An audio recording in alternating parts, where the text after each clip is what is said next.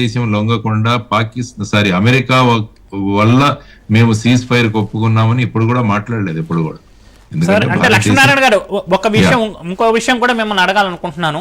ఇప్పుడు అంతర్జాతీయ స్థాయిలో యునైటెడ్ నేషన్స్ బ్యాన్ చేసిన అంటే నిషేధిత తీవ్రవాద సంస్థలన్నీ కూడా పాకిస్తాన్లోనే ఆశ్రయం పొందుతున్నాయి అనేది మనకు స్పష్టంగా తెలుస్తోంది. ఈవెన్ బిన్ లాడెన్ కూడా అక్కడే దొరికారు. మరి అలాంటి పరిస్థితుల్లో తీవ్రవాదులకు ఆశ్రయం కల్పిస్తున్న పాకిస్తాన్ని పూర్తిగా వాళ్ళు కట్టడి చేయాల్సింది పోయి వాళ్ళ విషయంలో మనం చూసామంటే ఆర్థిక సహాయాన్ని అందించడంలో అమెరికా పరోక్షంగా వాళ్ళకి సహకరిస్తోంది పాకిస్తాన్కి అని చెప్పి పలు సందర్భాల్లో రుజువు అవుతోంది.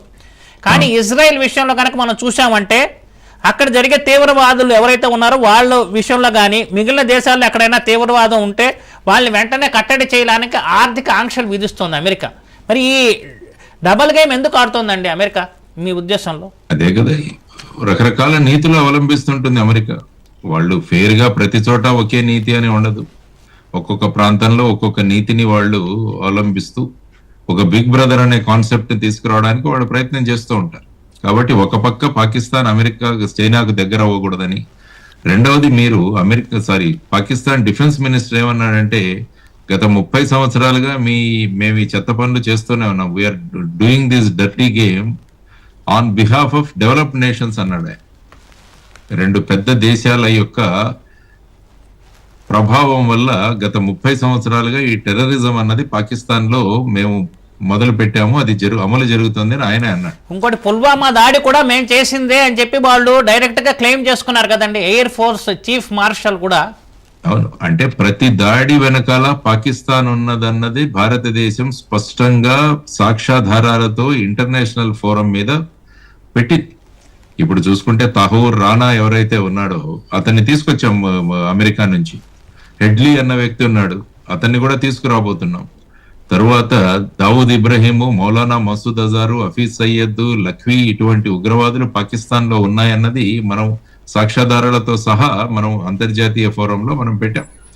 సో ఈ విధమైన పరిస్థితులలో అమెరికా ఉగ్రవాద విషయంలో ఖచ్చితంగా భారతదేశానికి మద్దతు ఇస్తుందని, ఎందుకంటే వాళ్ళు కూడా చూశారు 9/11 లో ఏం జరిగిందో అన్నది వాళ్ళు ప్రత్యక్షంగా అనుభవించారు. మనం వేసిన భస్మాసుర హస్తం లాగా, ఫ్రాంకెన్స్టైన్ లాగా మనకు ఈ విధమైన ప్రభావం ఉంటుంది అన్నది వారికి కూడా తెలిసి. సో ఈ విధమైన పరిస్థితులలో అమెరికా ఏ విధమైన ధోరణి ఇప్పుడు అవలంబిస్తుంది అన్నది కూడా చూడాల్సిన అంశం. ఆ తర్వాత భారత్ పాకిస్తాన్ మధ్య నెక్స్ట్ ఏంటి అన్నది చర్చల, లేకుంటే ఎవరు ఇనిషియేటివ్ తీసుకుంటారు, ఇవన్నీ కూడా మనకు, ఎందుకంటే కశ్మీర్ అన్నది మన బైలేటరల్ ఇష్యూ అని స్పష్టంగా చెప్పాం. ఎవరి మధ్యస్థము మాకు అవసరం లేదు. ఈ రోజు అమెరికా కూడా మళ్ళా చెప్పింది కశ్మీర్ విషయంలో మేము మధ్యస్థిత్వం చెయ్యము, అది వాళ్ళిద్దరూ కూడా కూర్చొని చర్చించుకొని పరిష్కరించుకోవాల్సిన అంశం అని వారు చెప్పడం జరిగింది. ఓకే లక్ష్మీనారాయణ గారు, ఇంకో విషయం ఏంటంటే సింధు నది జలాల విషయం అనేది మీరు ఇందాక ప్రస్తావించారు. నీళ్లు రక్తం కలిసి పారే అవకాశమే లేదని చెప్పి ప్రధాని నరేంద్ర మోడీ క్లారిఫై చేశారు దాని మీద. కానీ ఇప్పుడు అదే ప్రధాన చర్చగా మారింది. ఎందుకంటే నిన్న పాకిస్తాన్ తరపున వాళ్ళ ప్రభుత్వం తరపున ఒక లేఖ రాశారు మన ప్రభుత్వానికి. మాకు ఇక్కడ తాగడానికి కూడా నీళ్ళు లేకుండా నోళ్ళు ఎండిపోయి ప్రాణాలు పోయే పరిస్థితి వచ్చింది, కాబట్టి మానవతా దృక్పథంతో మాకు సింధు నది జలాలను ఆపకుండా విడుదల చెయ్యండి అనేది దాని సారాంశం. అక్కడైతే మానవత్వం చూడాలి. కానీ వాళ్ళు వచ్చి మన ఉగ్రదాడులను చేసి మన దేశంలో సరిహద్దుల్లో 26 మందిని హతమారిస్తే అక్కడ మానవత్వం ఉండదు. మరి ఇలాంటి పరిస్థితుల్లో భారత్ ఈ సింధు నది జలాల అంశాన్ని ఒక ఆసరాగా తీసుకుని పాకిస్తాన్ మీద ఏ రకమైన ఒత్తిడి పెంచే అవకాశం ఉంటుందండి? ఒత్తిడి పెరిగిందన్నది స్పష్టంగా తెలిసింది. పాకిస్తాన్ యొక్క 2 నాలుకల ధోరణి ఏదైతే ఉందో, అటువైపు పహల్గామ్లో అటువంటి, మీరే అన్నట్టు పహల్గామ్లో అటువంటివి చేస్తారు, ఇక్కడ వచ్చేసరికి మాకు కరువులు కాటకాలు నీళ్లు లేక మేము అల్లాడిపోతున్నాం అన్నది ఇది ఒక భూమిక. ఎందుకంటే యాక్చువల్ గా సింధు నది జలాల ఒప్పందం మీరు చూసుకుంటే అది ఎప్పుడో 1960లో జరిగిన ఒక అగ్రిమెంట్, ట్రీటీ. ఆ తర్వాత అనేక పరిణామాలు జరిగాయి, 4 యుద్ధాలు జరిగాయి, అయినా కూడా ఎప్పుడు సింధు నది జలాల గురించి పెద్దగా ప్రస్తావన రాలేదు. యాక్చువల్ గా మీరు చూసుకుంటే జూలై 2022లో మన పార్లమెంటరీ కమిటీ ఒకటి ఉంది, flood management and international treaties అన్న దాని మీద వాళ్ళు ఏం చేశారంటే, ఈ ట్రీటీ ఏదైతే ఉందో, ఈ ఒప్పందం ఏదైతే ఉందో చాలా సంవత్సరాల పూర్వం జరిగింది, ప్రస్తుతం జరుగుతున్న వాతావరణ మార్పులు, తర్వాత గ్లోబల్ వార్మింగ్, తర్వాత జలాల ఉపలబ్ధత, తర్వాత వచ్చేసి పర్యావరణం మీద దీని ప్రభావం, ఇవన్నీ చూసి మీరు జనవరి 23లో వారు ఏం చెప్పారంటే, జూలై 22లో దీన్ని మళ్ళా ఒకసారి రివ్యూ చేయాలని చెబితే భారతదేశం జనవరి 2023లో, ఆగస్టు 24లో, సెప్టెంబర్ 24లో కూడా ఒక నోటిఫికేషన్ ఇచ్చింది. ఈ సింధు జలాల ఒప్పందం గురించి మళ్ళా మనం కూర్చొని దీన్ని మార్పులు చేయాలి అని చెప్పి. ఈ మధ్యలో పాకిస్తాన్ భారతదేశం 2 నదుల మీద, ఒక చినాబ్ నదిలో 2 జీలం మీద 2 ప్రాజెక్టులు కడుతుంది. ఆ ప్రాజెక్టుల మీద అబ్జెక్షన్ తీసుకుంది పాకిస్తాన్.